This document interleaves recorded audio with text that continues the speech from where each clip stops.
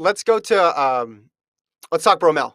Let's talk Bromell here because he barely got through in the first round, looked better in the semis, ran faster, and I thought he was more aggressive coming out of the blocks.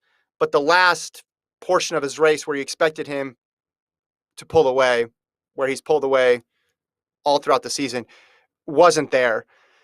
Runs 10 flat, misses out on the final. Still unclear what the issue was. I saw one post race interview said he just needs to race in Europe more. Feels like he needs more reps racing overseas. Although he's won medals overseas and he won that Diamond League after he lost in Monaco, so it's not like he's been a bad overseas runner. An injury, he never said anything about an injury, so I'm not entirely sure if that was an issue. But I mean, you agree with me? He did not look like the same Bromell that we've seen pretty much the last 2 years. He has not. He definitely did not look like the same Bromell. Maybe it was just wanting to get through the round just like he did at trials, just cruise it on in, not too much wear and tear on his body. And the competitors were just not letting him. Even through the prelims, they just were not letting him. But, what can I say? If you had to go back and, I don't know, find I mean, if it's an injury, it's an injury, right? And he has his Hmm. we put his tweet up right here. It says, I want to say thank you to everyone who's been with me on this journey. Lord knows how much I want to be in the final, but I walk away with a smile because I know I showed many that after 4 years out, you can still fight and make your dreams come true.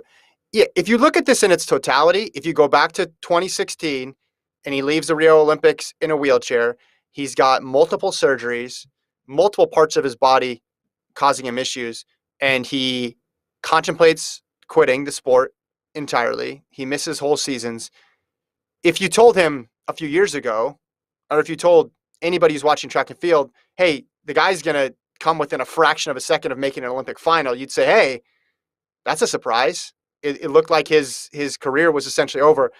But then you look at the last 2 years and you think, man, this guy was like on the fast track to gold. Honestly, what I think prompted his tweet to be as optimistic as it is, when he joined me for On the Run, he never said he wanted to quit. He never said he thought about it. He always knew that something else was in his vision, and he always knew that this wasn't the end. So at the end of the day, I think he was just so happy to be out there, go out and compete again, not leaving in a wheelchair. So that's all he can really be grateful for. Yeah. I just think you go in as that favorite and as big of a favorite as he was, because the only guy under 9'8", and he had been so healthy. So if there was some sort of injury issue, it's just so unfortunate that it came at this time, basically. And if it wasn't an Hmm. injury, and it was, obviously it's better if it's not an injury, because then he's still young. That's what we forget about Trayvon, because he went pro so early and had success so early that he's still young. It wasn't an injury, and it was just a bad set of races. Then he's looking good at those next set of championships coming up, and the potential to win gold medals. But if it was an issue, it's just unfortunate. I don't feel like he over raced this year. I don't know, if we pull up his season, if we could. Serena, you take a look. You tell me what you think of that season. Too much? Just enough? Not enough? I don't know. I Like, don't, because he said, I don't I need know to if I race in would Europe more. say. Yeah. Yeah, I don't know if I would say that he raced too much. He needs to race in Europe more. I know that group, his training group, trains in Europe for a good amount of the year, but it looks like a pretty consistent year.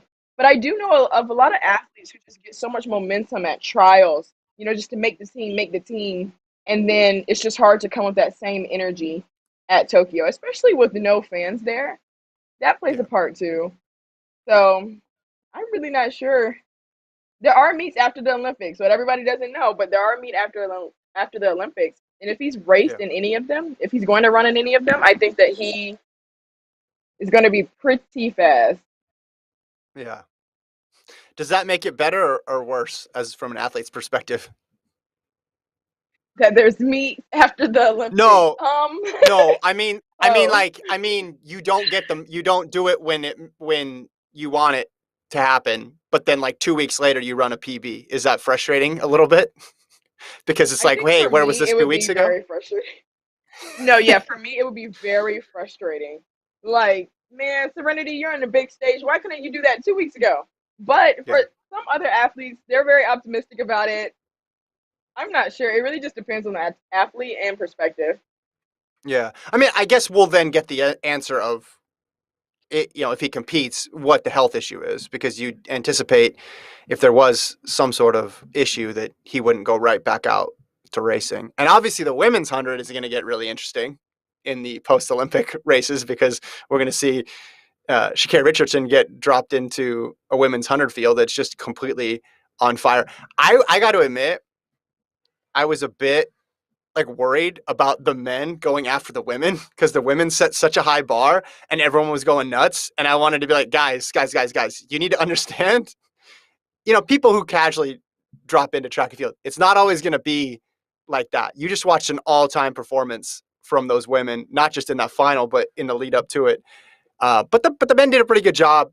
They ran fast, wasn't historically fast like the women, and you have the upset element to it as well. Agreed, but they always have the 4x1. So the 4x1 now for the men. I know you love talking about